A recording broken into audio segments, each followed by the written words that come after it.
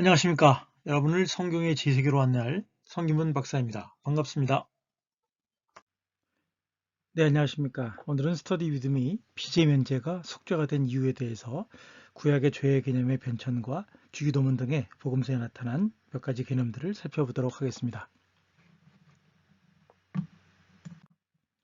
네, 오늘 논의는 죄의 역사라고 하는 책에서 근거로 삼았습니다. 저자는 게리 앤더슨입니다. 자, 1장 죄란 무엇인가입니다. 자, 구매가 후원입니다. 많은 구매를 부탁드립니다. 하나는 피와 고기의 신학이고요. 플랜터스에서 나왔고, 하나는 기독교 역사 속 술 개정판입니다. 그 다음에 사무엘서 열왕기 내러티브 읽기도 있습니다. 많은 구매 부탁드립니다. 네, 여러분들의 정기적인 강의 후원에 손길을 찾습니다. 콘텐츠 제작에 재정적인 후원이 많이 필요합니다. 여러분들이 마음이 생기시면 후원하실 한 달 일구자는 5만원이고 매달 20명의 강의 후원자를 찾습니다. 감사합니다. 계좌는 성김은 국민은행 218 21 0840 964입니다. 감사합니다. 죄의 속죄. 이 저자는 어떤 부분에서 우리에게 중요한 이슈를 주냐면, 우리가 우리 채무자에게 빚을 탕감해 준 것처럼 우리의 죄를 탕감해 주소서라고 하는 주기도문의 내용을 말하고 있고요. 또한 복음서에 보면 달란트 뷰에서 빚의 탕감, 면제에 관한 관련성에 대한 얘기를 주 키포인트로 다루고 있습니다. 구약은 죄는 짐이며 속죄는 짐의 제거다라고 말한다는 거죠. 특별히 이사야서에 보면 이스라엘이 중대한 죄를 저질러서 이방인들에게 노예로 팔렸다. 채무의 변제, 죄사함이 해방이다. 또 레위기 26장, 25장의 관련성을 얘기하고 있고요. 또 유대 라비 문헌에서 나타난 죄는 빚을 갚아야 할 의무가 있는 자들을 말한다. 그리고 다시 복음서로 오면 예수는 죽음을 통하여 인류의 빚을 대신 갚은 자다 라고 하는 문제를 다루고 있고요. 또 이제 예수의 공로, 신자의 자신의 공로, 이거를 얘기하는데, 특별히 신자 자신의 공로에 관해서는 이제 공로주의나 신협력설과 같은 그런 그쪽으로 빠질 논란에 처하게 될 위험성이 있긴 하지만, 그 부분도 어떻게 해결해 나가는가를 우리가 이 책을 읽어보면서 해결책을 찾아야 될 것 같습니다. 자, 다니엘서 4장 27절 보시면 다니엘이 느부갓네살에게 권면을 하죠. 공의를 행함으로 죄를 씻어내고 가난한 자를 긍휼히 여김으로 허물을 벗으소서. 네, 우리가 레위기에 익숙한 사람들은 선지서를 보면 좀 당황할 수도 있어요. 왜냐하면 선지서가 제사가 아니고 선행 혹은 관용 혹은 정의를 행하는 것으로 죄사함을 받을 수 있다. 그렇게 말하고 있다는 거죠. 마치 이거는 이제 사무엘이나 선지자들의 목소리와 일치하는 부분인데요. 이것도 한번 우리가 살펴볼 필요가 있겠습니다. 그리고 바울 서신 중에 골로새서 2장 14절에 보면 그가 우리를 거스르고 불리하게 만드는 법조문으로 쓴 빚증서를 지우시고 그가 십자가에 못 박으사 그것을 제거하셨다라고 말한다는 겁니다. 제2장은 짊어져야 할 짐에 관한 얘기입니다. 저자는 이제 다시 레위기로 돌아오고 있어요. 그래서 속죄란 무엇인가? 제2본문이 아닌 특별히 시편 같은 경우에는 씻어내야 될 얼룩이다라고 보기도 하고요. 또 레위기 16장에서는 짊어져야 할 짐이다라고 얘기를 하고 있어요. 물론 이제 레위기 16장에만 나오는 건 아니고 여러 군데에 나옵니다. 그래서 짐의 제거가 속죄다라고 말한다는 거죠. 그래서 하나님 혹은 제사장이 죄인의 짐을 제거해 주는 거죠. 제사를 통해서. 혹은 당사자가 어떤 죄의 책임을 당한다. 그렇게 얘기를 해주고 있는데요.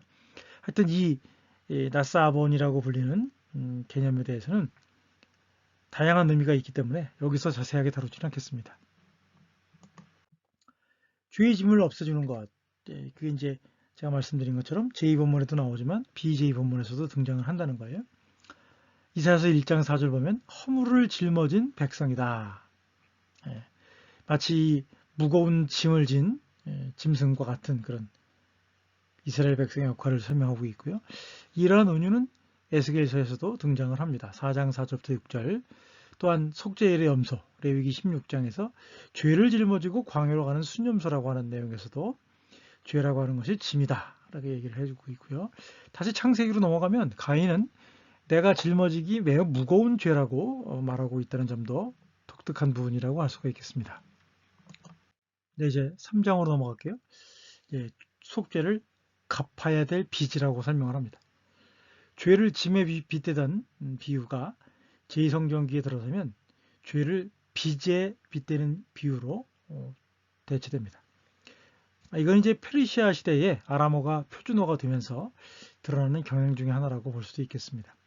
빚을 의미하는 호바라고 하는 아람어는 죄를 의미하는 표준어가 되었다고 하는 거죠. 그래서 빚과 죄를 호환해서 사용하는 현상이 나타나게 됐다는 것입니다. 그래서 남이 나에 대한 빚을 감해주거나 면제해주는 행위가 자비로운 행위이며 용서로 이해되었다라고 하는 점입니다. 그래서 기원 후 200년에 기록된 미슈나에서는 죄를 지은 사람이 빚이 있는 사람이라고 얘기를 해주고 있다는 거죠. 사실 이러한 개념화는 구약 제2문헌에서도 나타나고 있긴 하지만 채무와 빚, 즉 죄와 속죄와 관련지어서 나타나는 그런 명확한 형식은 제2성전기에 주로 나타난다라고 하는 것입니다.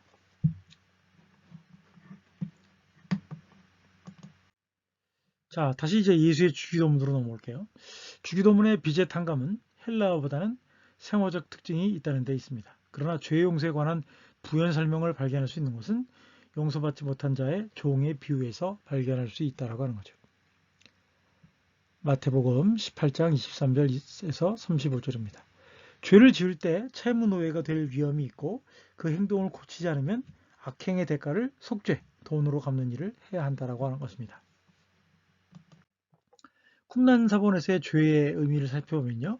쿰란사본의 죄의 의미는 세례 요한이나 예수와 동시대였기 때문에 그것을 이제 우리가 의미 파악하는 것이 복음서나 예수의 어떤 죄에 대한 속죄에 관한 문제를 이해하는 데서 도움이 될 것이죠. 쿰란사본의 죄를 알면 그래서 복음서의 죄가 무엇인지를 이해할 수 있다는 것이죠. 첫 번째, 다메섹 구약집에 보면 죄는 빚진 백성이라고 얘기하고 있다는 거죠. 두 번째, 멜기세덱의 문헌에 보면 이스라엘이 죄 때문에 노예로 팔렸으나 은혜의 해에 빚, 죄에서 해방될 것이다.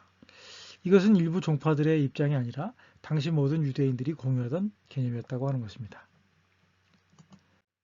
자, 4장 속량과 변제로 들어갈게요.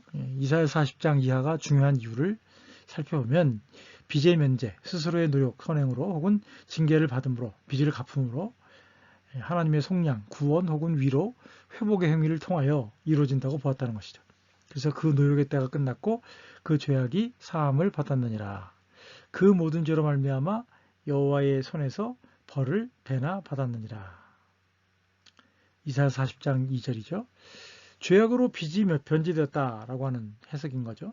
그것은 이제 레위기에서 만족되었다라고 하는 표현이 이제 그 이사야서에 보면 이제 변제되었다라고 얘기를 해준다고 하는 거죠.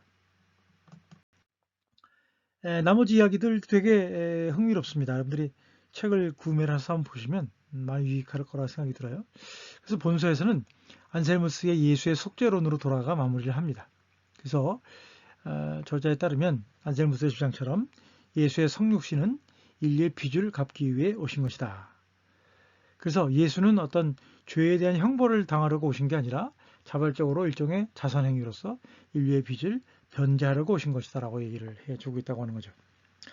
그런 면에서 이 죄의 역사라고 하는 책이 어떤 한 가지 주제로 어떻게 죄가 빚으로 이해되었는가, 그 다음에 속죄라고 하는 것은 빚의 면제라고 하는 것인가를 얘기를 해주고 있고, 그것이 또 나아가서 그리스도의 속죄관에 대한 또 새로운 이해를 제공해 준다는 점에서 읽어볼 만한 유익한 책이다 라고 하는 점을 말씀드립니다. 오늘은 여기까지 하도록 하겠습니다. 감사합니다. 네, 정기적인 강의 후원의 손길을 찾습니다. 오늘 강의 유익하셨나요? 네, 유익하셨기를 바랍니다. 콘텐츠 제작에 재정적인 후원이 많이 필요합니다. 후원하실 한 달 일계제는 5만원이며 매달 20명의 강의 후원자를 찾습니다. 감사합니다. 계좌는 성김은 국민은행 218-21-0840-964입니다. 감사합니다.